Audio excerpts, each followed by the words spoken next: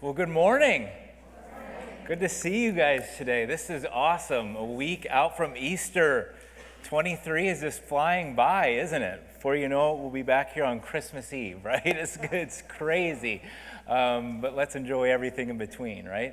Hey, if you don't know me yet, my name's Chris. I'm one of the pastors here. It's my privilege to share. And as we get started, I want you to think about maybe a few times in your life where you saw the grace of God in someone else's life. You just saw God do something really awesome in someone's life. Maybe you saw someone for the first time realize that Jesus loved them, or for the first time you realized that they were forgiven, or maybe you've seen Jesus' favor in someone else's life, and you're like, wow, God, you really turned around their situation. I've had that happen to me several times throughout my life, where someone that, a friend of mine hoping for healing for their kid, and then it happens, or seeing someone realize for the first time that Jesus' grace is for them and not just everybody else. And it's really awesome to be able to see. It's really cool to be able to observe when God does something so gracious in someone else's life.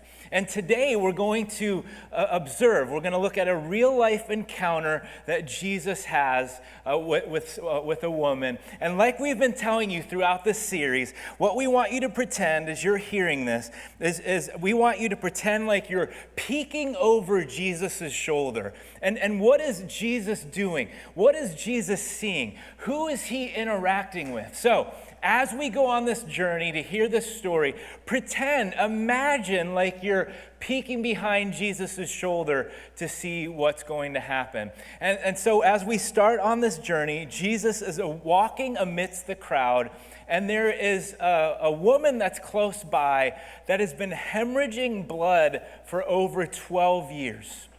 Could you imagine that? 12 years is a long time. To have that much pain, to have that much consistent hemorrhaging. Think of 12 years. Some of you were completely different people in a different stage of life 12 years ago. Think about it. Some of you had a different color hair 12 years ago. I promise 12 years ago this wasn't gray. It was something different. Some of you had hair 12 years ago, right? Some of you had a style that you never want to admit that you had 12 years ago. It's like, oh gosh, if you saw pictures from me 12 years ago, what a nerd, right? That's okay, I've had those moments too. But 12 years of pain and suffering. See, some of us can, maybe not 12 years worth, maybe so. But some of us can relate because we've suffered as well. Not only are we observing her, we might be able to feel what she's going through. Maybe you've been there before where you've had a physical ailment and you've been hoping that it's going to go away. Or maybe you've struggled through a bad season of struggling with your mental health and it's just lasted so much longer. You're so much more discouraged. You're so much more anxious than you ever thought you'd be. I know I've been there before. I'm like, man, is this season of discouragement ever going to end? Or maybe you've watched a loved one battle through something and you're like, my gosh, can Jesus' sound of grace come to that person's life? Now, if the physical wasn't hard enough, this woman had a lot of things stacked against her. In Jesus' time, it wasn't Jesus, it wasn't God's idea, but in Jesus' time, someone in her situation would have been deemed unclean. So she would have been labeled unfit for society and the company of others. Think about that. 12 years of little to no human contact. 12 years alone. She's an outcast. Now again, maybe not 12 years worth, but as we're observing her, we can feel this as well. All of us know what it's like to feel like an outsider. As I was going through this message, I was like, yep, when my first 16 years of life, I moved 8 times because my dad was in the military. I know what it's like to feel like the outsider. And then when you finally get in, guess what? You're moving again. It's like you have to do this all over again, right? You might have not gone through that, and I've had other times where I've had that happen to me as well. Maybe you've been in that situation too.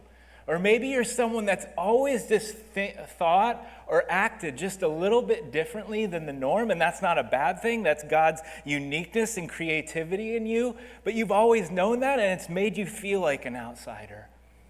I hope this one hasn't happened, but maybe someone's treated you like an outsider. And so we all know what it feels like. We're not just observing now. We kind of can sense what this woman is going through.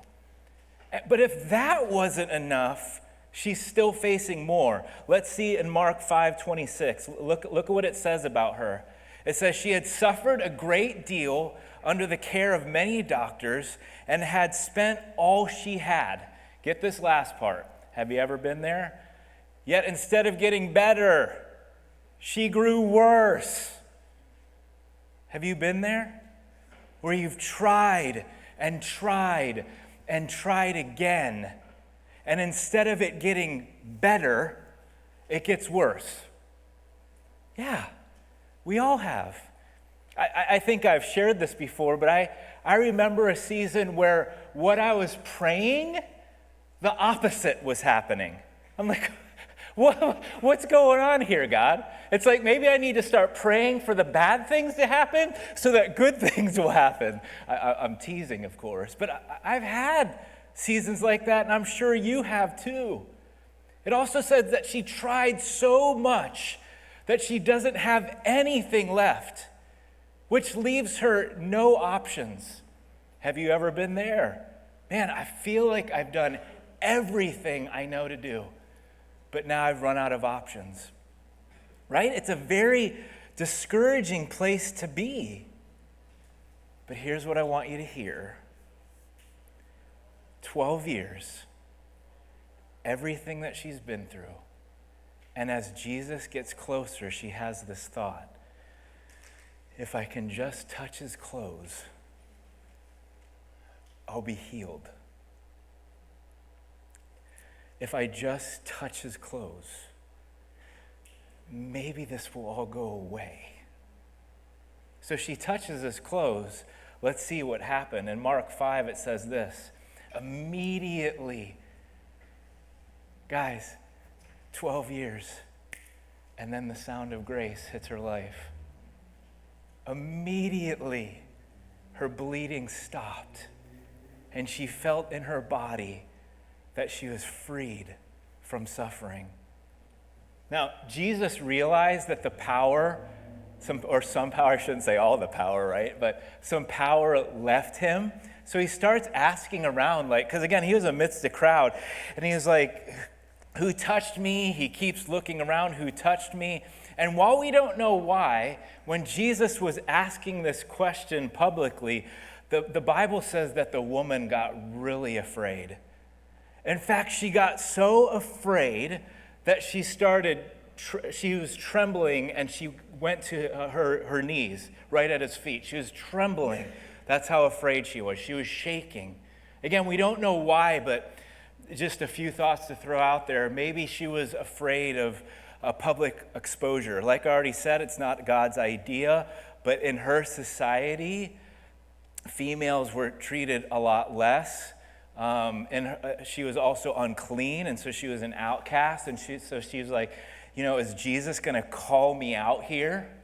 Or maybe she was afraid because she was like, man, I just took something from him. I touched his clothes and I got healed. And is he going to call me out on, taking something from him? Or maybe the more likely one, again, we don't know why she was afraid, but under ceremonial law, if you got touched by an unclean person, you were now deemed unclean. And so maybe she was afraid that Jesus was angry, like, you have now made me unclean. But for whatever reason, she admits it was her. Let's find out how Jesus would respond to this person that just got healed, after 12 years, but now is terrified. Okay? In Mark 5, it says this. He said to her, "Daughter, your faith has healed you. Go in peace and be freed from her suffering." You know, the reason we underlined the word daughter, because it's significant. With being an outcast, this might have been the most gracious term she heard about herself in 12 years. Wow. Doesn't Jesus know exactly what to say? While we don't know for sure, it may have melted away every fear that she had in that moment. Daughter, you're not defined as an outcast. This is how I look at you.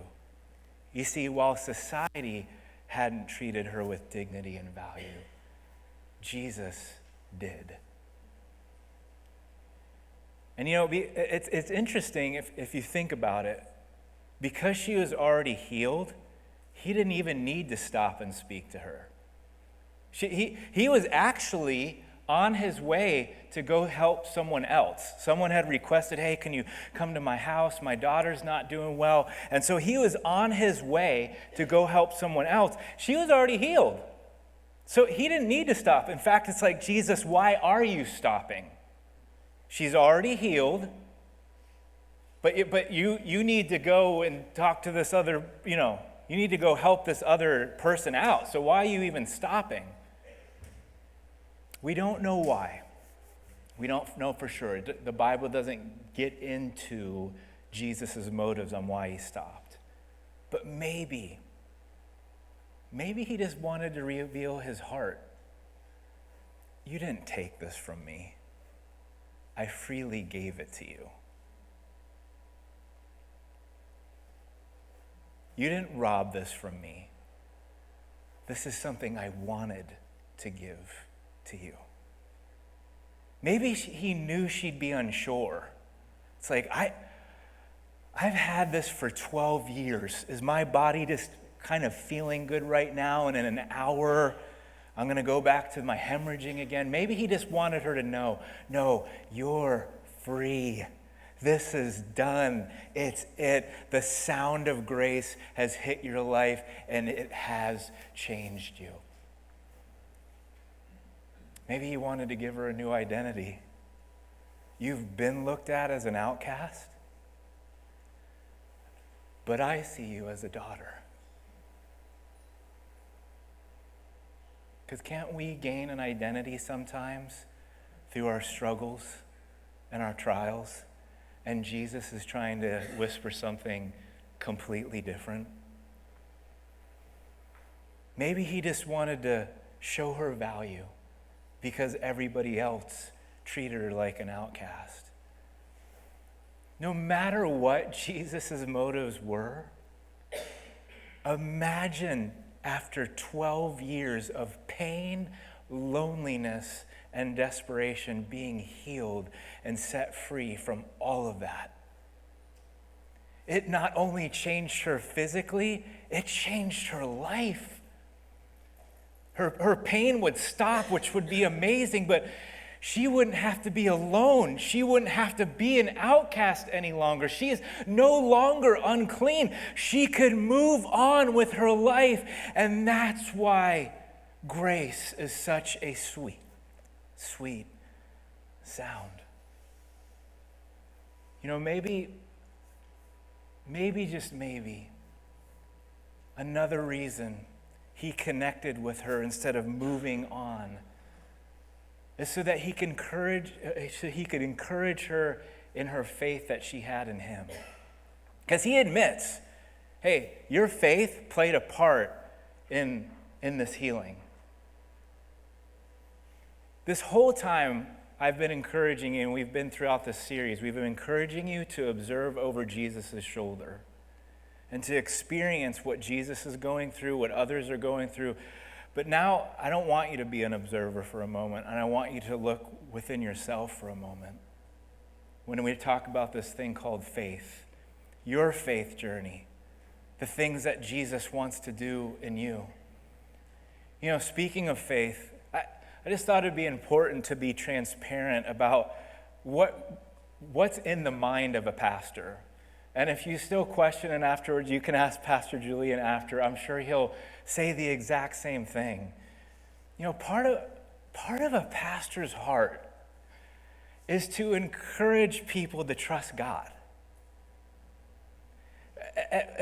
You know, we want people's trust in Jesus to grow. It's a good thing.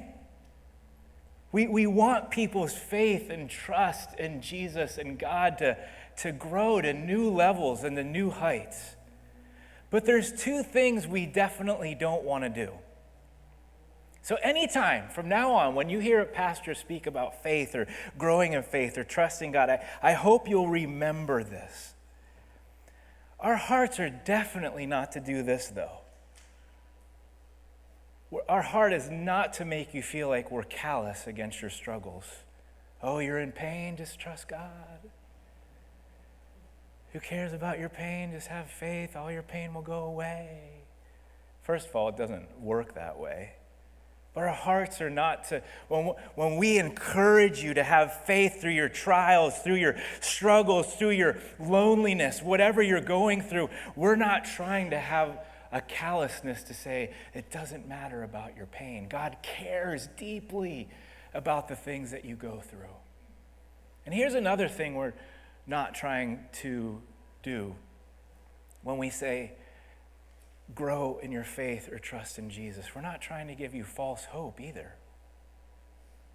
If you just say this prayer, tomorrow morning, you're going to wake up and $1 million are going to fall out of the sky. You can believe it. Just it's going to come. It's going to come right through your roof, right through your ceiling, into your bed. And you're going to be able to jump for joy.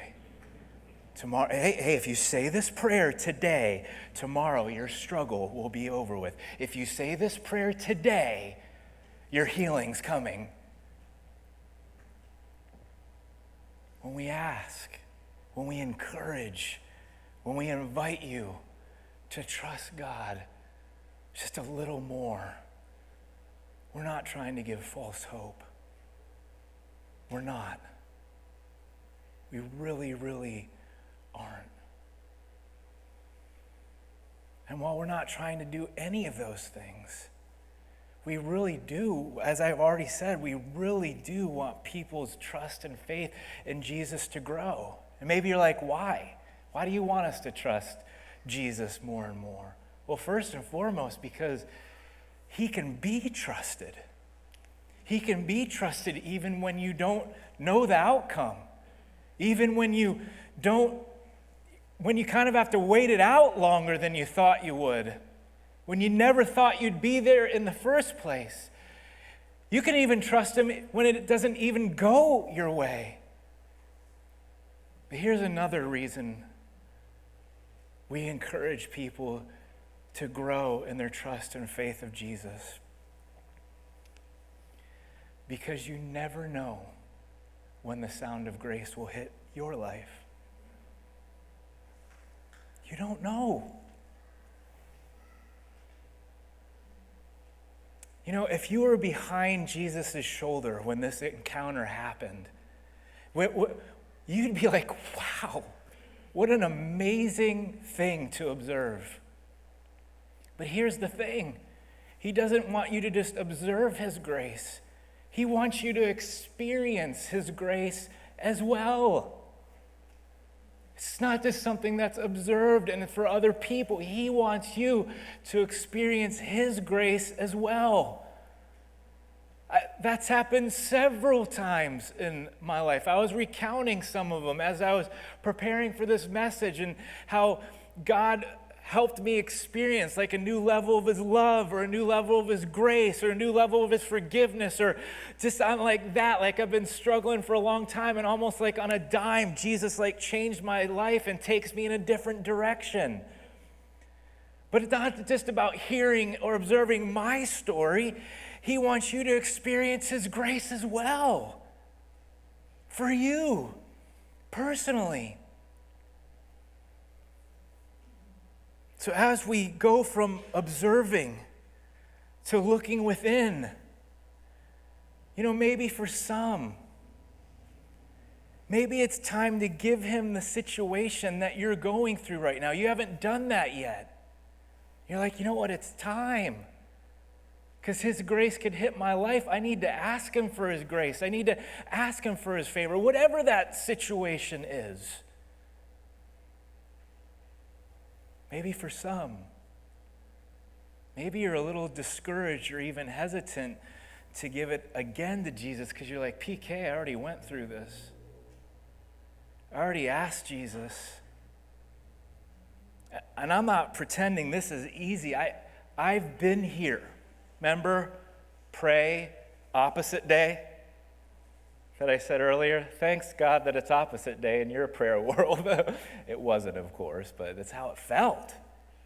I've been there too. But maybe for you, it's to believe again. It's to believe again. Because it's just like, maybe today, if I touch his clothes or if I ask again, this is the day that I'll be healed. This is the day that God will turn it around. The woman didn't know when she woke up that morning what was going to happen. She probably was thinking, here starts year 13. Same thing, same old, being rejected, hemorrhaging, outcast. Sound of grace. Sound of grace. And he can do that in your life too. Maybe for some, and this is the hardest one for me, I'm just being transparent, it's surrendering to his timing and his will. Remember, not giving you a false hope. If you pray it today, tomorrow, or, if you give $19.95, maybe next week.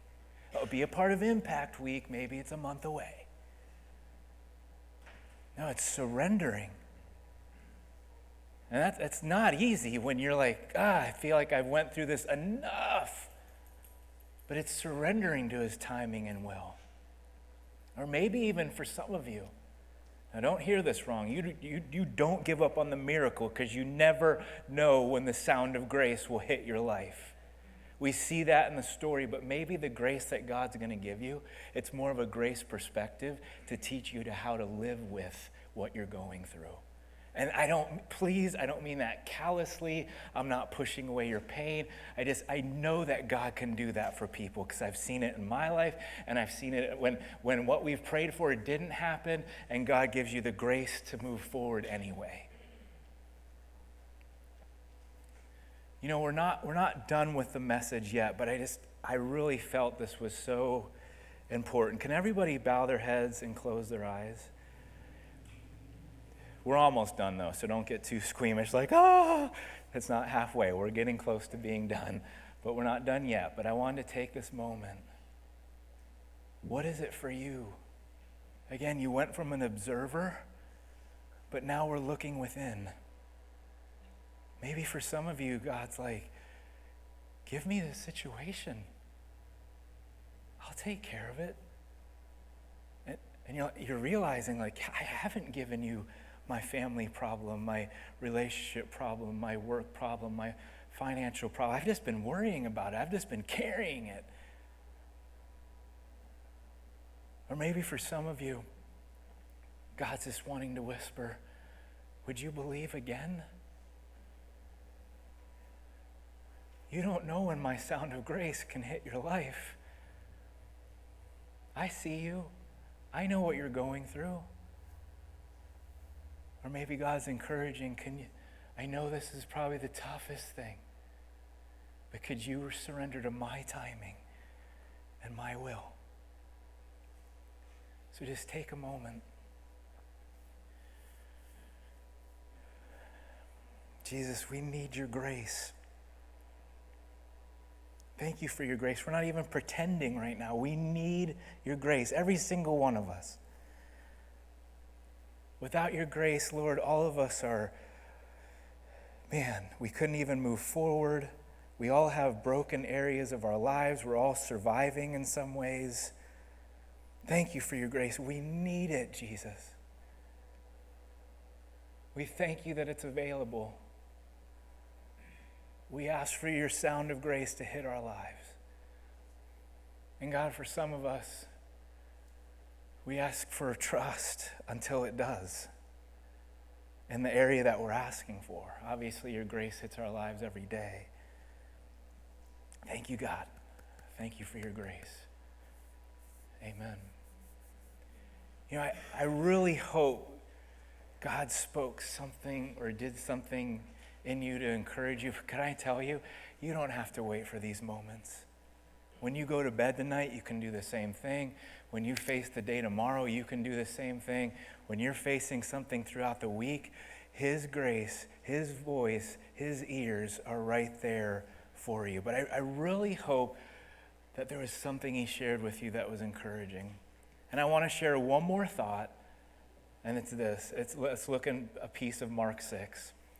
Mark 6, it says, calling the 12 to him, the 12 meaning Jesus' close friends, probably his closest friends, his disciples, he began to send them out 2 by 2 and gave them authority over impure spirits. They went out and preached that people should repent. They drove out many demons and anointed many sick people with oil and healed them. Do you see what Jesus did? He turned his disciples from observers into people of action. They were observing, who's this guy, just like we get the opportunity to do, peek over Jesus' shoulder. They were observing who Jesus was, and then suddenly, he's like, hey, I'm going to send you out. I'm going to send you out. They started doing what Jesus did. They gave grace to others. And guess what? He wants to do the same with you. Taking you from observing what Jesus did and turning you into a giver of his grace. You know, it's interesting, in our day and age, we're like built to be observers. We have a screen around us all the time, right? Heck, you either have it in your pocket or it's in your purse, or one of you might have left it in your car. You're like, crap, I left it in the car. It's okay. It'll still be there afterwards. If it's not, come see me, I guess. But everywhere we turn, right, there's screens. You have, and you can show the first slide of the TVs, Adam. We have TVs, we have computers, we have cell phones, iPads, Netflix. Oh my gosh, who likes Netflix? It is amazing. Binging, streaming, news shows, social media. They even came up, you can go to the next slide, they even came up with this grand idea that, man, observing's so cool, why don't we build whole buildings for it? They have these things called movie theaters with these really big screens in them where we can observe a story unfold. They have sports arenas where we can observe the action of people doing great things. Speaking of, and Pastor Steve already said it, how about our own San Diego State University? Yes, that was awesome. And I don't want you to hear me wrong. There's nothing wrong with observing.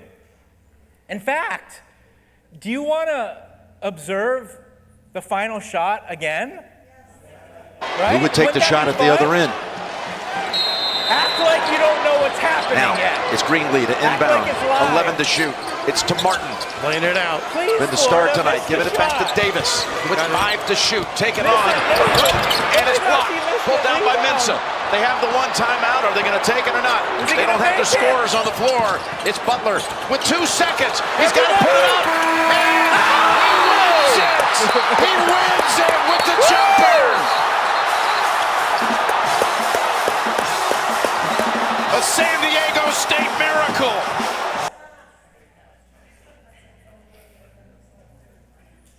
There's nothing wrong with observing. It's exciting. It's fun. But there's a sports cliche that's often said, and it's cliche because it's true. It's fun to observe, but there's something about being in the game. It was fun to observe that. Could you imagine being Lamont Butler today? Yesterday morning when he woke up, not too many people around the nation knew who that dude was. Now he's the toast of almost every town, especially here, right? Okay, next prayer, pray for tomorrow night. In fact, let's take like 3 minutes. I'm just teasing. Do that in a moment. It's one thing to observe. It's another to be in the game. And Jesus is asking, hey, you observe. I want you to observe. I want you to observe my grace so that you're reminded of it on a constant basis. I want you to experience my grace. But I want you in the game. I want you to be a giver of my grace. Is there someone in your life that you need to give grace to? I don't know, a family member, a friend, someone you don't like, your best friend, a coworker, I don't know, places of hobby, I don't know. Where he's saying, get into the game. Get into the game. Or maybe it's more just like in general. It's like, hey, you've been observing grace for a long time. You've been experiencing it. Keep doing that. But just, I want you to step into the game and start being a giver of my grace. Or maybe for some, it's maybe you're not even meaning to. Maybe it's bitterness or resentment or even maybe fear. Like it's almost like you're withholding grace. You're kind of holding back on someone. Like maybe like we've talked about throughout this series even, it's like, are they going to believe the right things? Do you notice Jesus didn't go to the woman and say, how did you vote? Can I see your election paper before this is sealed? Or 1,000 other things, of course, that we can believe in. Or maybe it's like, I'm just kind of waiting to see if they're going to live the right way. Jesus was like, well, if you had too many sins this past week, I don't know if I can do this miracle. You'll be healed for a day, but then you're going to go back to hemorrhaging. No, he didn't do any of that. And so for maybe, and I don't know, I'm just giving ideas, nothing to make any of us feel guilty. I'm just giving ideas of maybe God wants to challenge you. Are you withholding grace in some way? It's almost as if you're waiting to see if someone deserves it.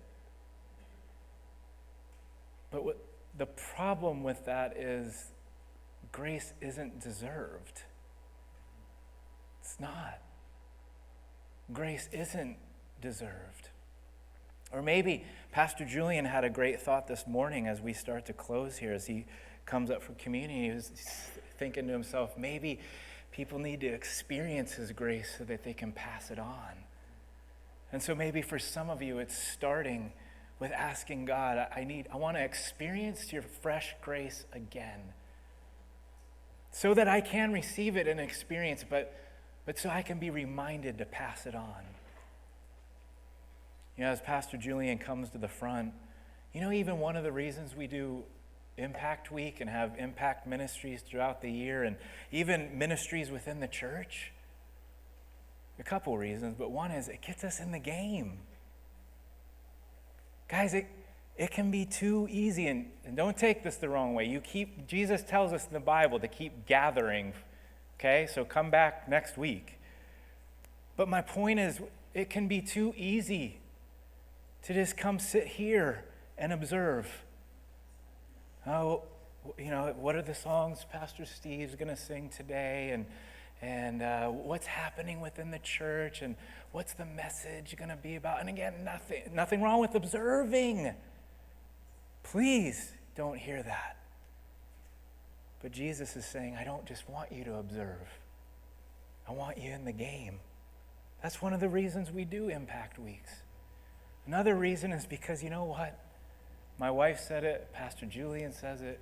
We just want as many people as possible to hear about the sound of grace in their lives. Pastor Julian, can you lead us in communion?